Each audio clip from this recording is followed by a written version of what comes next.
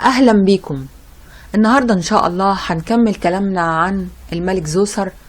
هنتكلم عن الهرم المدرج، اول هرم عرفته مصر في تاريخها.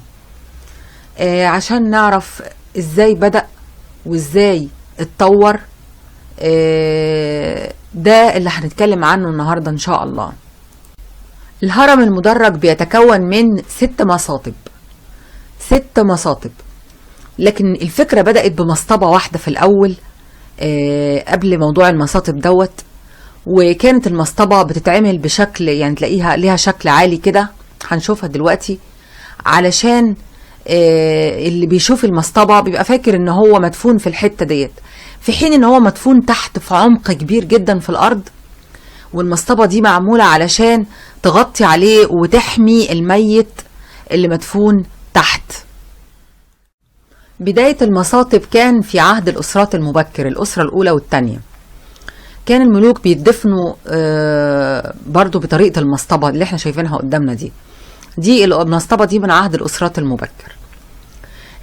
المصطبة دي الشكل اللي انت شايفه قدامك ده خالي تماما، مفيش حاجة جواه، مفيش، ده هو متقفل خالص، فيبان قدام الناس ان هو الميت مدفون فيه، في حين ان الميت مدفون في عمق كبير جدا جدا تحت. يعني حتى الهرم المدرج مصطبة فوق مصطبة فوق مصطبة، كل المصاطب دي متقفلة، ما فيهاش حاجة خالص، ما فيش حاجة في جواها. هو تحت وتنزل تحت، دي يعني تحت ده مساحة كبيرة قوي، تفضل تنزل بسلالم عشان توصل لتحت، ويبقى الميت مدفون في مكان مجهول تماما. ليه بقى ده كله؟ عشان يحموا جسم الميت او جثة الميت ما تسرقش، عشان يحموا القرابين اللي بتجيله، الحاجات اللي هو محتاج لها في العالم الاخر، اكله، شربه، الاساس بتاعه، كل حاجة تخص الميت. فطبعا دي كانت فكرة عبقرية. يعني المصاطب كانت قبور. وهل المصاطب كلها كانت شبه بعضها؟ لا، كان في عدة انواع مختلفة بتتميز طبعا لما اذا كانت مصنوعة من الاجر او الحجر حسب الابعاد بتاعتها، يعني الطول والعرض، تبع نظام بناء الحجرات بداخلها. كل ده كان مميزات تخص المصطبة. مواصفات المصطبة: تتكون من جزئين مستقلين، حجرة الدفن ومقصورة. تقع حجرة الدفن عند قاع بئر رأسي عادة، عمق كبير جدا، تحتوي على تابوت من الحجر منحوت كهبة خاصة من الملك، وبعض الأثاث الجنائزي الذي لا يستغني عنه الميت في حياته المستقبلية في العالم السفلي. يعني الأساس ده، العفش ده، هو محتاجه عشان يكمل حياته، حياة الخلود فيما بعد. يتكون الجزء المبني من المصطبة وهو الظاهر فوق سطح الأرض من كوم من مواد البناء يجعل له شكل بحوائط من الحجارة. وكانت المصطبة عادة على هيئة متوازي مستطيلات، له حوائط مائلة قليلا، ومن هنا اتخذت الاسم العربي مصطبة بمعنى أريكة أو مقعد طويل. ويضاف إلى هذه الكتلة الهندسية من الخارج مقصورة صغيرة عند الجهة الشرقية، حيث تقام الطقوس الجنائزية، التي سرعان ما تحولت هذه المقصورة جزءا من المصطبة نفسها. بنيت فيها حجرات وممرات، وكان بوسع الأحياء دخول هذه المقصورة في أيام معينة ليحضروا الطعام والشراب ويحرقوا البخور تكريما للميت. اهتم المصريين بالإفراط في زخرفة هذه المقاصير. أما النقوش البارزة أو المناظر التي تمثل حياتهم على الأرض كشتى أوجه نشاط المتوفى في الحقول والمصانع وحياته في بيته وما كان يتسلى به من ألعاب ورقص وغير ذلك، فتنتقل كل هذه الأعمال بقوة السحر إلى حياته الثانية، وعلى هذا تعيد إليه حياة مشابهة في العالم الآخر. هنتكلم دلوقتي عن الهرم المدرج، هرم زوسر. يعتبر الهرم المدرج وما حوله من سور وما يضم من معابد أقدم بناء ضخم من الحجر الجيري في تاريخ البشرية، أقيم ليكون قبرا للملك زوسر في سقارة. يحيط بالهرم والمباني الملحقة به سور من الحجر الجيري الأبيض ارتفاعه 10.40 متر، وطوله من الشمال إلى الجنوب 545 متر، ومن الشرق إلى الغرب 277 متر، وله 14 بوابة، منها 13 بوابة رمزية يعني مرسومة فقط على السور، وبوابة واحدة حقيقية تقع عند الجزء الجنوبي من الواجهة الشرقية. يتميز هذا السور بالداخلات والخارجات، أي ذات داخلات منكسرة كان من شأنها أن تنكسر عليها أشعة الشمس القوية فتتوزع عليها أضواء وظلال منسقة، مما كان يخفف من قوة ضوء الشمس القوية من جهة، ويفيض على السور جمالا كثيرا من جهة أخرى، بينما يرى البعض الآخر أنه كان لدخول وخروج روح المتوفى. يرى الداخل من الباب ممر غير طويل سقفه مبني بطريقة تشبه ما كان عليه السقف في العمارة النباتية، أي بجذوع النخل، ولكن ممثل هنا في الحجر. ومن الممر نصل إلى ردهة صغيرة، الردهة يعني صالة، نصل إلى ردهة صغيرة مثل على جانبيها مصراعي باب مفتوح، ومنها نصل إلى بهو طويل ذي أعمدة على الجانبين تربطهما بالجدارين الخلفيين حوائط ساندة، والأعمدة وعددها 40 عمودا يمثل كل منها حزمة من الغاب أو الأغصان أو سيقان البردي. ويلاحظ أن الساق يأخذ سمكه يقل كلما ارتفع، ولا شك أن بهو الأعمدة كان مستخدما بقطع من الحجر الجيري نصف دائرية تقليدا لجذوع النخل. وعلى مقربة من نهاية هذا البهو في الناحية الغربية منه نرى قاعة صغيرة مستطيلة يعتمد سقفها على 8 أعمدة يرتبط كل 2 منهما بجدار بينهما. بعد ذلك نصل إلى ممر ضيق ذي باب ممثل في الحجر على شكل نصف مفتوح، ويجد الزائر نفسه بعد اجتياز هذا الباب داخل فناء كبير مكشوف، ويجد أمامه المقبرة الجنوبية، وعلى يمينه يرتفع الهرم نفسه. المقبرة الجنوبية ملاصقة للسور الجنوبي الذي يحيط بمجموعة الهرم المدرج.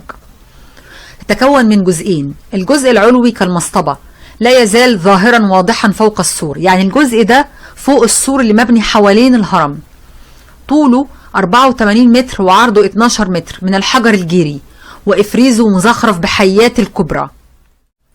أما الجزء السفلي فهو منحوت في الصخر على عمق يصل إلى 28 متر، يمكن الوصول إليه بدرج أو بسلم، يعني معنى الدرج سلم شديد الانحدار، حتى يصل إلى باب آخر يؤدي إلى غرفة دفن مبنية من الجرانيت الوردي.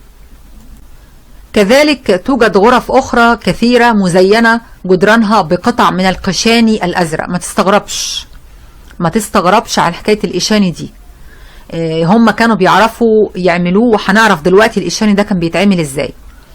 كما عثر في هذه الغرف على مجموعات من الأواني تشبه تلك الأواني التي عثر عليها في الممرات السفلية للهرم المدرج.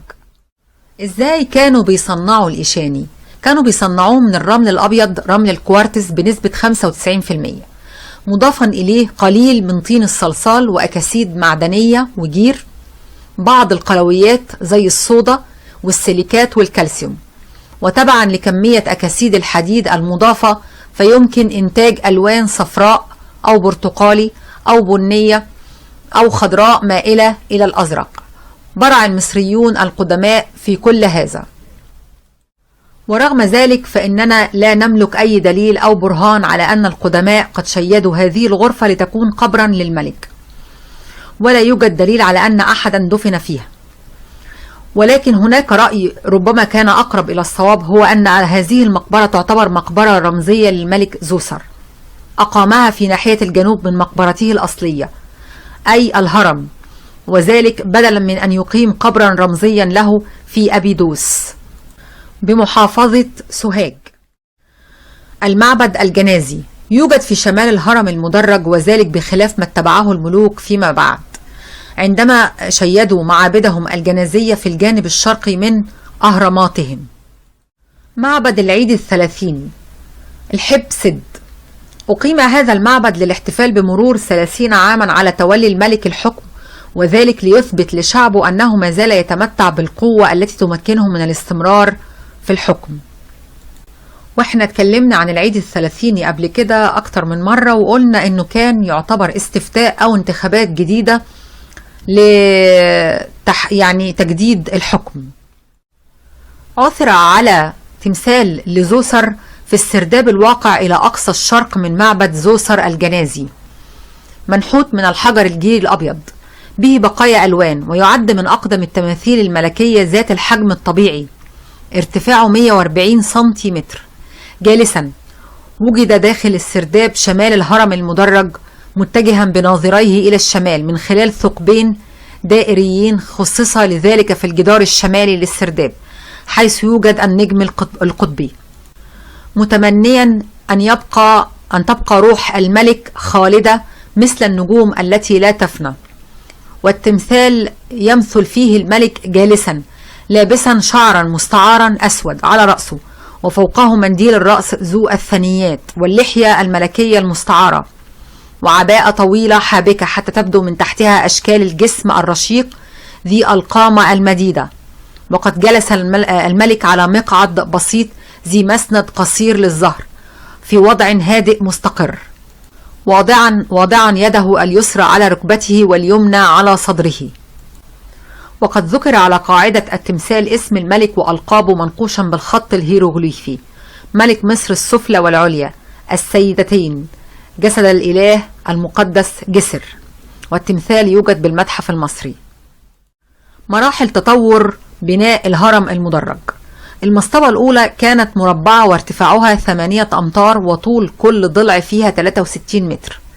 أضيف إلى هذه المصطبة كسوة سمكها 3 أمتار من جميع النواحي. بعد ذلك تمت إضافة من ناحية الشرق قدرها 9 أمتار، وهنا أصبحت المصطبة مستطيلة. ثم أضيف 3 أمتار أخرى، وهكذا أصبح هرم مدرج مكون من 4 مصاطب مشيدة واحدة فوق الأخرى. ثم أدخل المهندس المعماري تعديلا جديدا، وهو إضافة طفيفة من الناحيتين الشمالية والغربية، وزيادة عدد المصاطب من 4 إلى 6.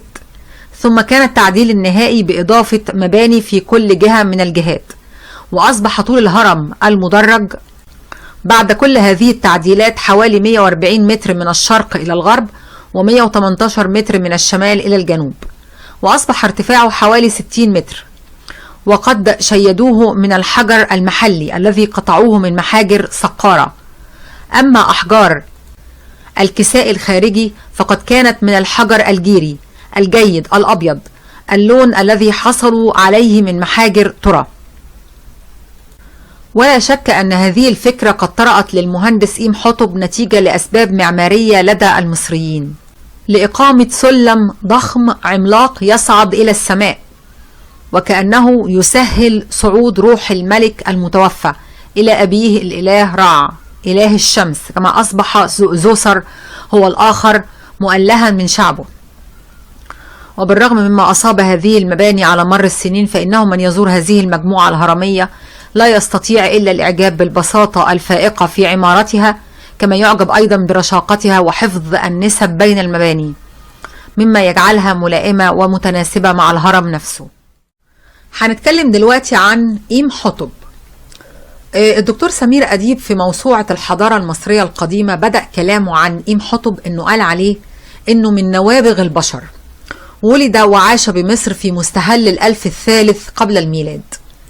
ارتبط اسمه باسم الملك زوسر مؤسس الأسرة الثالثة، بدأ حياته معماريا كأبيه، ولم يقتصر نبوغه على العمارة بل امتد إلى نواح أخرى.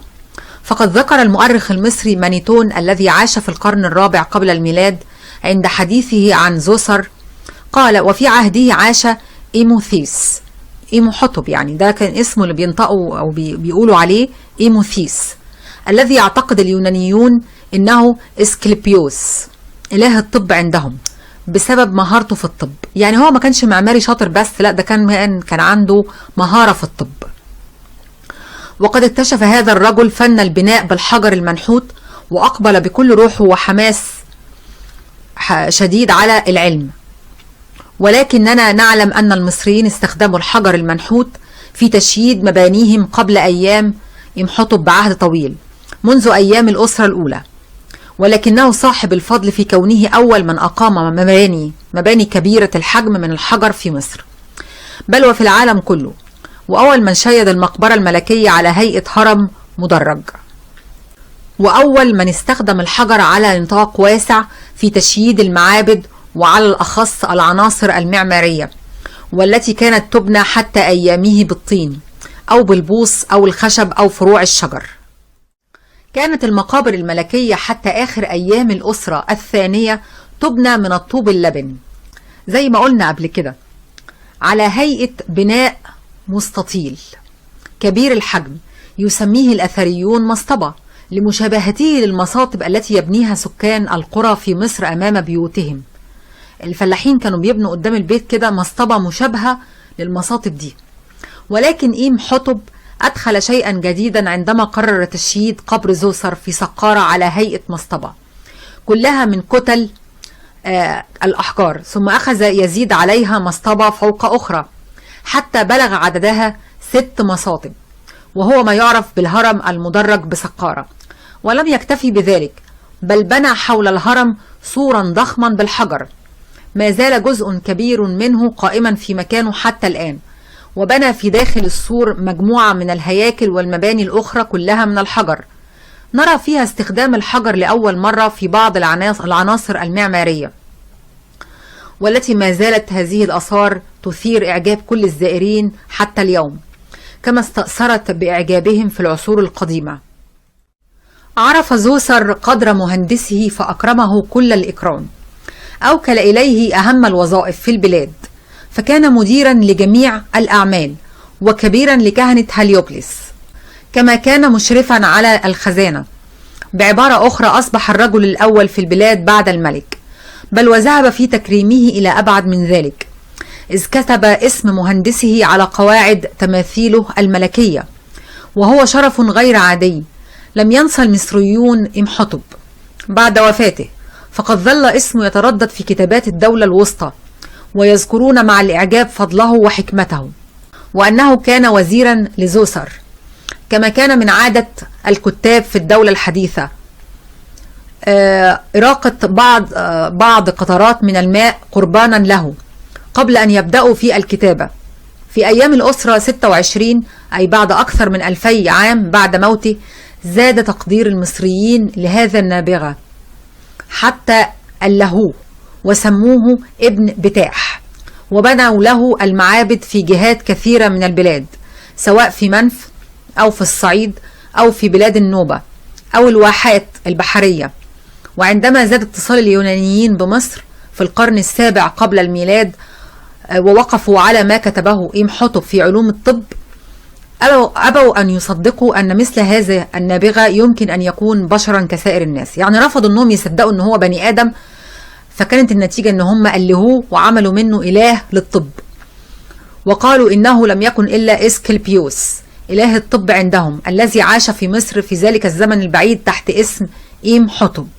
يعني اليونانيين كانوا شايفين أنه هو إله الطب علشان الكتب اللي هو سابها عن الطب، وطبعا ده يعني هو كلام مرفوض بالنسبة لنا، لكن ما ينفيش ان الراجل كان واضح ان هو كان نبغة. بيأكد الدكتور سمير أديب أننا لا نعرف الكثير عن حياته الخاصة. كل ما حفظه لنا التاريخ المصري عن حياته وقاله المصريون لليونانيين إنه من بلدة الجبلين جنوبي الأقصر، كما عرفنا اسم أبيه وكان يسمى كنفر، وكان مديرا للأعمال في الوجه القبلي والوجه البحري، وذلك من نقش مهندس معماري اسمه خانوم آب رع. عاش حوالي عام 495 قبل الميلاد، وذهب إلى وادي الحمامات بين قفط والقصير للحصول على الأحجار اللازمة لبناء، كان مكلفا بالإشراف على تشييده، وسجل ذلك في النقش الذي احتوى سلسلة طويلة بأسماء جدوده، وكان أكثرهم من المعماريين، وكان أقدمهم جميعا إمحتب وأباه.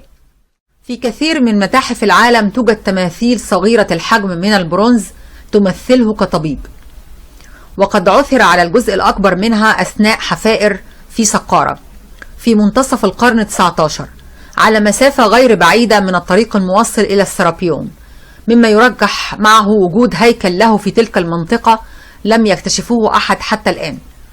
أما قبره فيرجح أن يكون في سقارة غير بعيد من هرم زوسر، ولكن لم يعثر عليه حتى الآن. طبعا لا يسعنا في النهاية إلا أننا نقول إن الحضارة المصرية والآثار المصرية آثار فريدة وحضارة فريدة من نوعها، وإن المهندس المعماري المصري كان عبقري جدا لدرجة إن اليونانيين يعني ألهوه معاذ الله طبعا يعني. والبنائين المصريين يتميزوا بالإتقان وشاطرين جدا جدا جدا وعبقرة يعني. ويعني ده كل المتاح عن الهرم المدرج، وأرجو أنكم تكونوا استفدتوا وشفتوا أجدادنا قد إيه كانوا ناس منظمين، شغلهم مش أي كلام زي ما بيحصل دلوقتي. إحنا للأسف يعني عندنا ناس بتشتغل كويس وناس بتعمل أي حاجة. هم كانوا عندهم دقة متناهية في كل شيء. أتمنى أن احنا نتعلم منهم. وفي نهاية كلامي أترككم في أمان الله.